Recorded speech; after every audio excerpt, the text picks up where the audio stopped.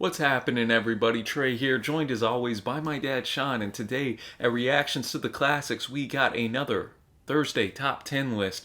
This time we are going to be looking at Steely Dan, a group that we have not covered on this channel yet, and I'm excited to see the list that our patron Rich concocted. Top 10. Yep. I'm just if this is your first time stopping by, Rich has submitted a top 10 list, and we go from reverse order, so we're going to go from 10 down to 1, listen to the songs, and then at the end kind of see where our list would have stacked up. So I'm looking forward to this one, man. Shout out as always to you, Rich. And I guess we'll get kind of to why Rich chose these songs. Yeah, and first I'll say if you want us to react to a top 10 for you or support us in any way, check out our Patreon page down below. Also give us a big thumbs up. It would help us out on this video, and also hit that subscribe button if you haven't already. So here's what Rich kind of told me about his list. He said it's difficult to narrow this list down to 10. There are a dozen more songs that could have easily made this list a challenge, to be sure. Here are the go-to songs when I want to listen to Steely Dan. This list provides a perfect mix of their pristine musicianship with the witty, sarcastic lyrics they are known for. On these lists, Rich doesn't necessarily think number one is their best song. He's just rating their 10 songs that he believes kind of that gives you a glimpse into what the bands are about. A little bit on Steely Dan, we'll bust right in the top 10. They're a duo founded in 1972 by Walter Becker, who does guitars, bass, and backing vocals, and of course Donald Fagen, keyboards and lead vocals. They blend rock and jazz and Latin music, reggae, traditional pop, R&B, blues, with sophisticated studio production with cryptic and ironic lyrics. The band enjoyed critical and commercial success starting from the early 70s until breaking up in 81. They sold more than 40 million records worldwide and were put in the Rock and Roll Hall of Fame. I know, looking at this list, I only know one song, number 5. What about you? Do you know? Yeah, just no. I mean, I think a few of these I'll know once I hear them. But just an FYI, guys, I was born in 71, so a lot of these was a little bit before my time, so... but I bet I'll know a few of these once I hear them. All right, well, we're going to start off number 10, and if you're watching this on YouTube, it's going to have the audio, the music, rather, cut out just due to copyright, but we will have a the full video with the music included down in the description below. There will be a link to that on another site, but if you just want to hear our reactions, man, you can just chill out here. But we're going to start off with FM, in parentheses, no static at all. This was a single from 78, found on the Greatest Hits, A Decade of Steely Dan. And also on the film FM, that's the title right. theme. As a single, it reached number 22 in the U.S. FM had been recorded during the same sessions as Aja, using some of the same studio musicians and recording personnel. Several members of the Eagles were actually on backing vocals. That was Engineer Roger Nichols won that year's Grammy Award for Best Engineered Recording on his work on FM. The only time that award has ever been given for a single song. So this has a lot of cool stuff. I'm already telling. Yeah, and this is Fagen played piano. Becker handled all the bass and guitar work, including the solo on the song's outro. The only time on a Steely Dan song where the two perform most of the instrumental work. So. Interesting. All right. Well, let's get rocking, y'all. As always, we're gonna have the lyrics pulled up. Make a comment here or there, but kind of save the meat of our reaction for the end. So thank you, Rich, and let's get our Steely Dan on.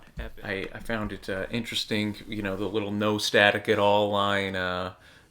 Just kind of reading here a little bit. FM, a lot smoother than the AM was. Definitely. So, and the song was so polished, and production was so slick and smooth. There definitely was no static at all. I kind of like that interweaving there. Yeah, that's a good point. I mean, it was a smooth song. I'll tell you one thing. I'm glad we had the lyrics up, Trey, because there's a line, "Give her some funked up music." And I was like, wait a minute, what did he just say? But it's a FUNKED, ladies and gentlemen. Yeah, but that's funny. So I'll just leave that there. We're going to rewind 3 years. We're going to go to a song called Black Friday. Came out in 1975 off the album Katie Lied. Basically, it's about a speculator who makes his fortune, escapes to Australia to live in the lap of luxury, and looking for forgiveness of his sins. Interesting. They chose Muswell Brook, which is a town in New South Wales, Australia. For the lyrics, Fagan said it was the place most far away from LA we could think of, and of course it fitted, this is how it was his language, the meter of the song, and it rhymed with book, and that's very important. So that's what we got here. All right. Black Friday, Black Friday. I like already getting into some different eras. Can kind of exactly. See the different sounds, so let's get to it. I think I did like that one more than FM, maybe. I did too. Different sound, like the vocals sounded a little different, just more trumped up instrumentation, not quite as smooth and polished. That's true. I mean, it's still smooth. Yeah, but not as much as FM I like that about it better as well. Just great interplay, as I mentioned in the reaction. Really impressed with the guitar work here. Yeah. The keys in the background, and might have even had a little synth or organ. I'm not 100% sure, but added a nice backbone to the track, and we're hearing some of the kind of ironic or humorous lyrics that we talked about in the intro from My Little Black Book, or gonna strike all the big red words from My Little Black Book. Gonna do just what I please. Gonna wear no socks and shoes with nothing to do but feed all the kangaroos. Go to Australia, baby. Just gonna go down there and relax, man. But yeah, man. Did you like this more than ever? Yeah, definitely. I did too. So I like that a little 3 years before, and it's the opener. So pretty cool. All right, and now that'll take us to Ricky. Don't Lose That Number from Pretzel Logic, the opening track, album from '74. I'm really liking the album names, very unique. Yeah, very unique. So we rewound it a year. This went to 4 in the U.S. and was actually their biggest charting single. Oh, wow. Ever. Guitar solos by Jeff Skunk Baxter, who would soon go on to join the Doobie Brothers, as many of you watching this probably already know. And just to clear up what they call the generation's worth of rumors, Ricky Don't Lose That Number, Becker stated in a 1985 interview that the number in question was not slang for marijuana cigarettes. And Fagan simply said it was a girl he had a crush on in school. So I've never heard this song. Later on, Phil Collins will tell Billy not to lose his number.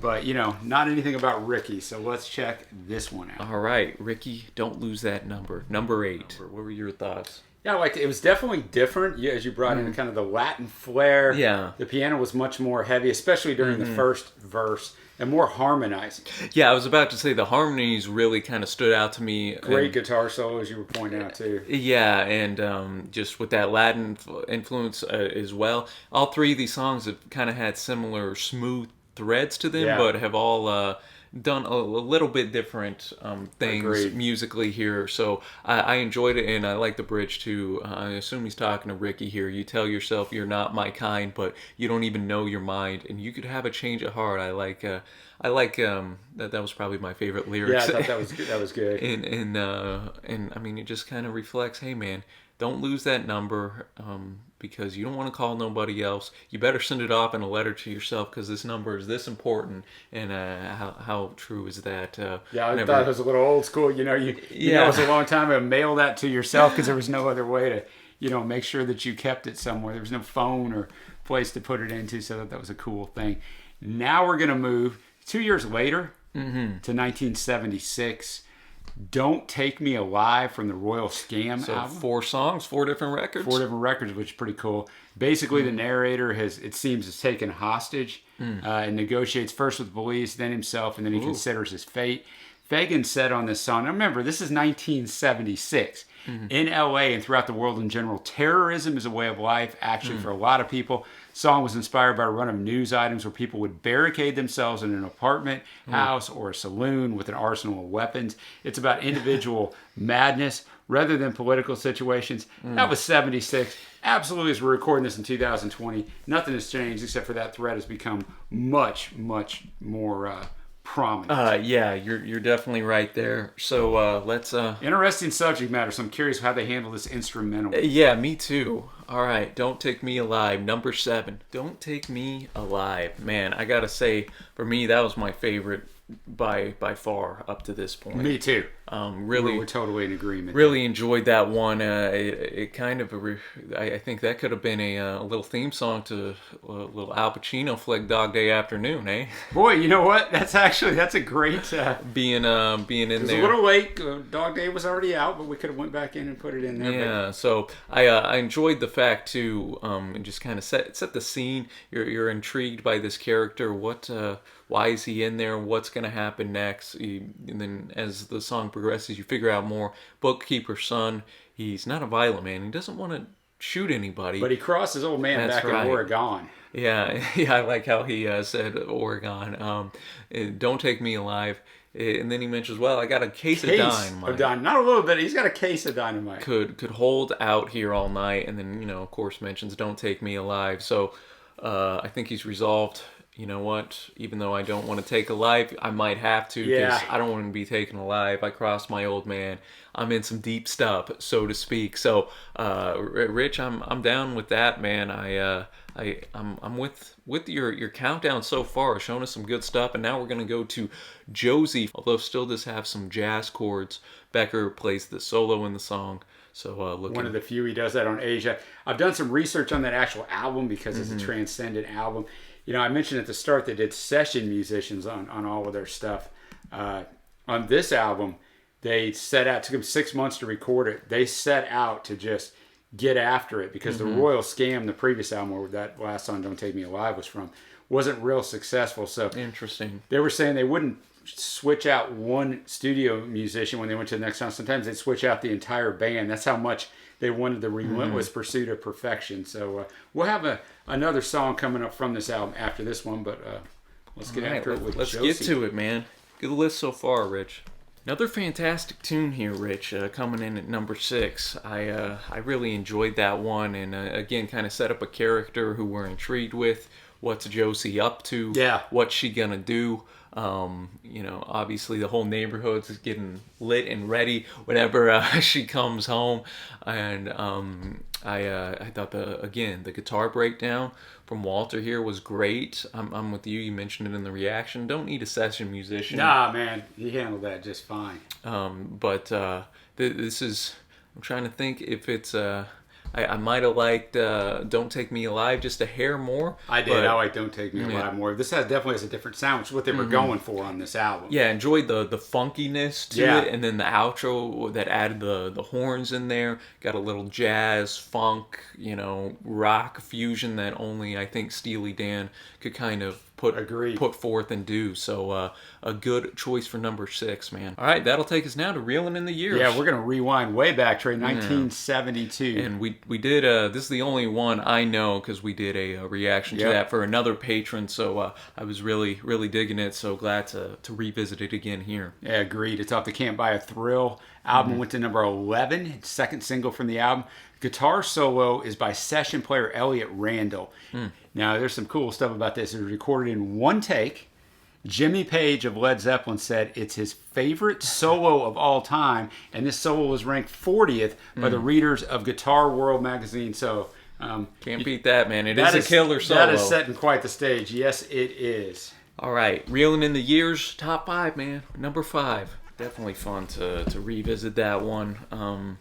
I just love the harmony of the chorus. I think the catchiest chorus we've heard up to this point. Yeah, this is a fantastic song. It's interesting. It's buried right in the middle of this album, right? So either they didn't know what they had here. I don't know why they did it exactly that way. You. Because order is really important back in the vinyl days of kind of where you put songs. But this song is got a lot going on that if you're not really listening closely, you don't notice. But the pacing of the song, the pacing of his vocals are really interesting. It's almost a frantic pace. You're right. It's almost spoken vocals in the verses, really, really fast. And then the first line of the chorus, it dials back, and then they really go slowly. Are you reeling in? You're right. And then they start to pick the pace up. And then the third line of the chorus, are you gathering up the tears? And then they pop through it. Yeah, then they dial back to the verse, and then he just and he's going again. So there's a lot going on along with the fantastic guitars and everything else. Yeah, maybe you put a finger on why this song is so catchy. Yeah, it is just it's a lot more complex than a lot of people would think if you just just casually listening to it. And I mean, Elliott, not only the solo, which is killer, but throughout the whole song, that outro with the minute-long outro was fantastic as well. One take.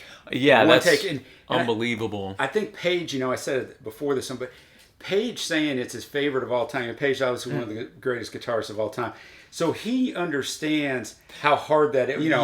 We can't play at that level, you and me, so we don't understand. But for a guy like that to say, this is my favorite of all time, it tells you there definitely is something special. But buried in the middle of an album, like I said. So for me, by far, my favorite so far. Just a fantastic song all the way around. Me too, man. Really, really killer song, and I like that fact, reeling in the years, just that concept of, I don't know, time slipping away from us.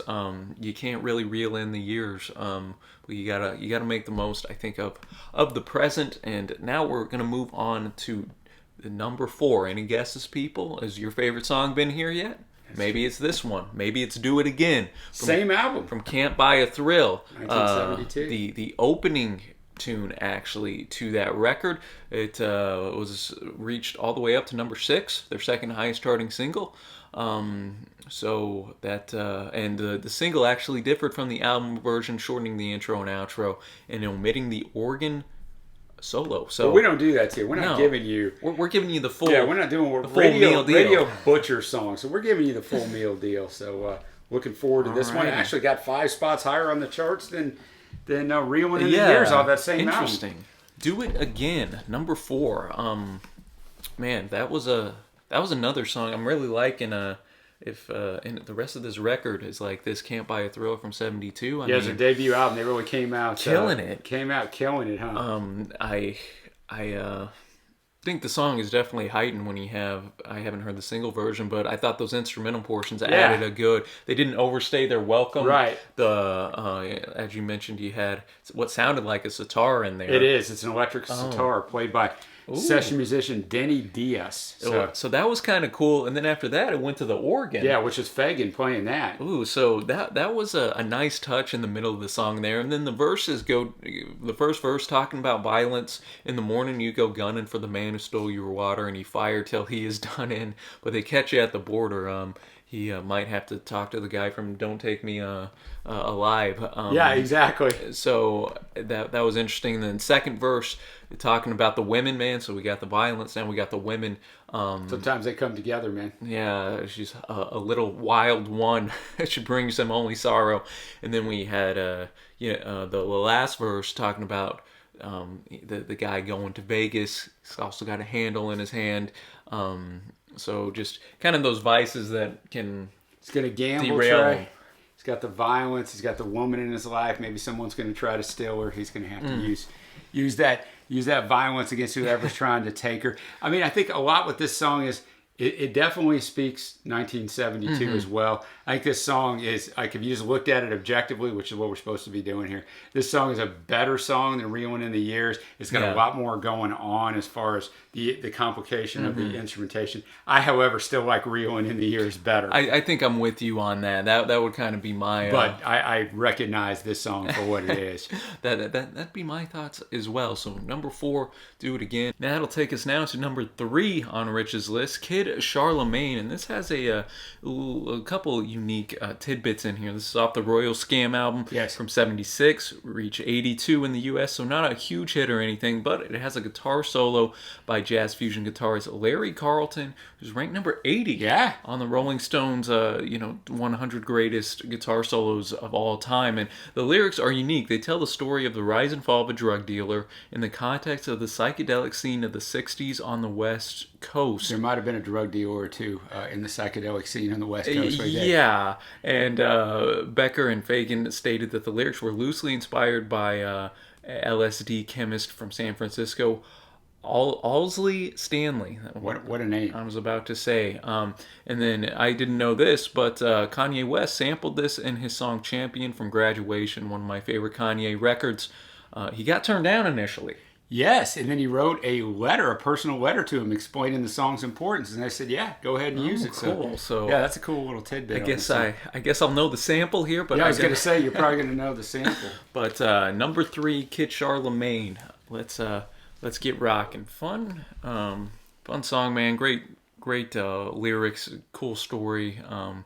Enjoyed the clavinet, gave a little funk. It did. Definitely a master work on the guitar. Yeah, Larry Carlton solo, definitely killing it. I just enjoy the progression of the song, where the drug dealer, it starts to unravel for him a little bit. Your patrons have all left you in the red.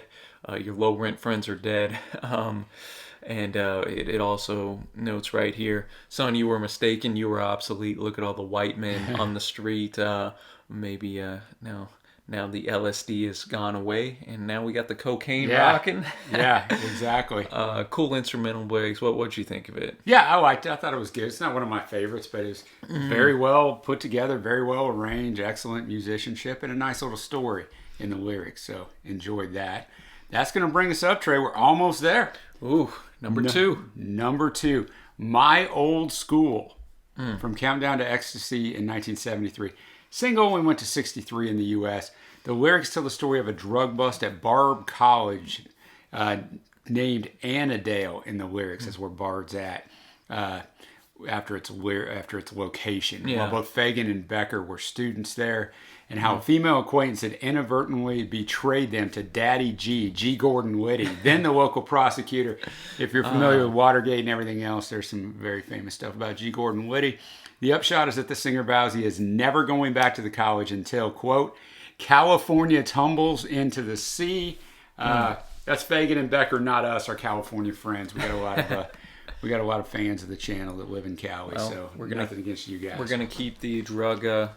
Yeah, well, it's a popular thing in that time period for sure. My Old School, let's get it. I dug that. The chorus was one of my favorites as we've heard up to this point. Yeah, as you pointed out, we haven't had that with the backing singers and stuff. No, which was cool. Added the little female dynamic to that, and the horns I thought were utilized fantastic. They have shown up here and there a little bit on this top 10 list, but here I think that they were heightened a little bit and added a good atmosphere. Yeah, 1973, baby. Yeah, good texture to the song, and again, kind of a cool little story here as well. He was just smoking with the boys upstairs when you heard about the whole affair. Yeah, he wasn't bothering anybody, man. I like too the old switch from William and Mary won't do now, and then it goes through thinking about fleeing. Gonna take his girl down to Mexico. Yep. Guadalajara won't do. Again, great instrumental sections. So good number 2 there, Rich. And now, drum roll. Drum roll. We're to the number 1 from the record Asia. What's it gonna be? Deacon Blues. Went to number 19 in the U.S. Largely written at Fagan's house in Malibu, was prompted by his observation that, quote, if a college football team like the University of Alabama could have a grandiose name like the Crimson Tide, the nerds and losers should be entitled to a grandiose name as well. The protagonist has been described by Fagan as autobiographical in that it reflected the dreams of both Fagan and Becker about becoming jazz musicians while they were living in the suburbs, not really where jazz musicians came from.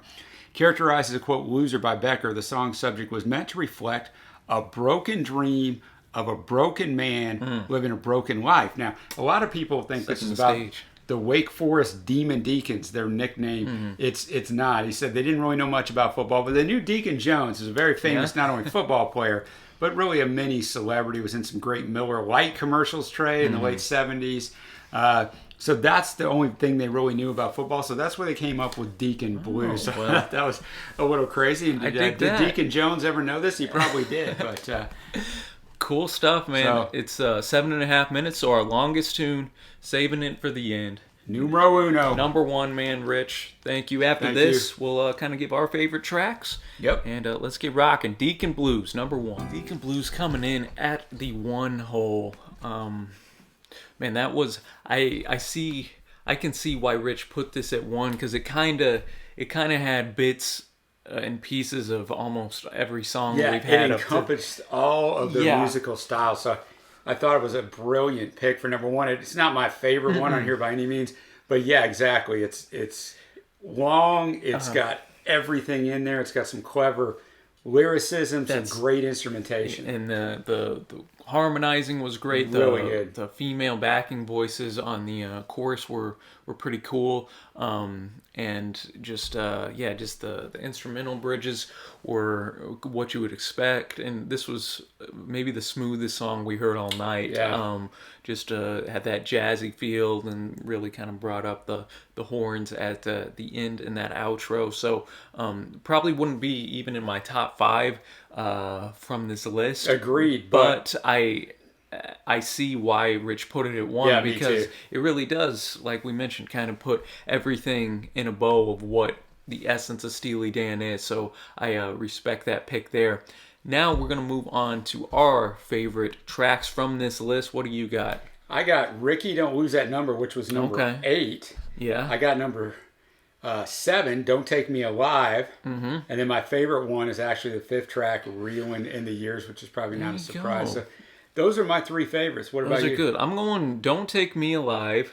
I enjoyed that. I'm probably going Reeling in the Years. Okay, so we got 2 similarities. And then I gotta put, I think I gotta put Do It Again in there I as figured well. You probably would. I think with Kid Charlemagne being close as well, just because I love the story of that, just very unique with the PC or with the LSD, not PCP, the LSD dealer. Whatever, Trey. It's 3 initials. It's a drug. I think, I don't think there was a bad song on here. There was no song that I didn't, think was well put together. I think their lyricism is good. Their instrumentation arrangement is fantastic. Only knew 2 of these songs, after I heard them, like only knew 2 of them. Don't know a whole lot of Steely Dan at all. It's one of the reasons why I like doing these lists. Mm-hmm. We're going to have Rich and other people are going to bring stuff to us that we're familiar with, but they're also going to bring a lot of stuff to us that we're not. Yeah. We're trying to catch up on 70 years of music. So while we listen to music every single day, literally, it's a lot to catch up on. It's a lot to catch up on, and so these lists are fantastic because now I feel like I have a little bit of an understanding of Steely Dan. I mean, I know there's a huge gamut of material, but he did a good job of bringing us stuff from all different albums and different That's what I was periods. impressed with too. So probably every album they came out with had a song on here. I was very impressed with the variety of albums and tracks and even genres that Steely Dan was able to incorporate and fuse, and yet still it sounded like Steely Dan, whether they went funk, whether they kept with their kind of jazz rock sensibilities, whether they put some Latin flair in there. So I was impressed with that because a lot of times when artists try to branch out, sometimes it doesn't work out too well. Yeah, exactly. It's like, just stick to what you know. But they did a good job. Let us know, y'all, in the comments below, your top 10 Steely Dan tunes, what you think of Rich's list. I thought he did a fine job here, and I'm looking forward to doing more. Yeah, on that note, Trey, a lot of people I know are watching along as we put these up. If you're watching them way later, then it's irrelevant to you. But our next 2 lists for Rich, it's going to be Bob Seger next. Yes, sir. And then Van Morrison. But we're going to take a week pause, a 1-week pause from Rich's list. And we're going to do a list for one of our other patrons, Tom, one of our main dudes, man. Great friend of the channel. A Radiohead top 10. Yeah. A band that you are incredibly familiar with. I'm very familiar with, don't know them as well as you, but that one we're really looking forward to. Yeah, got some fun stuff in the channel coming up, y'all. So be sure to hit that big red subscribe button so you don't miss out. That's right. And until next time, y'all, thanks so much for watching. Happy listening, and we will see ya.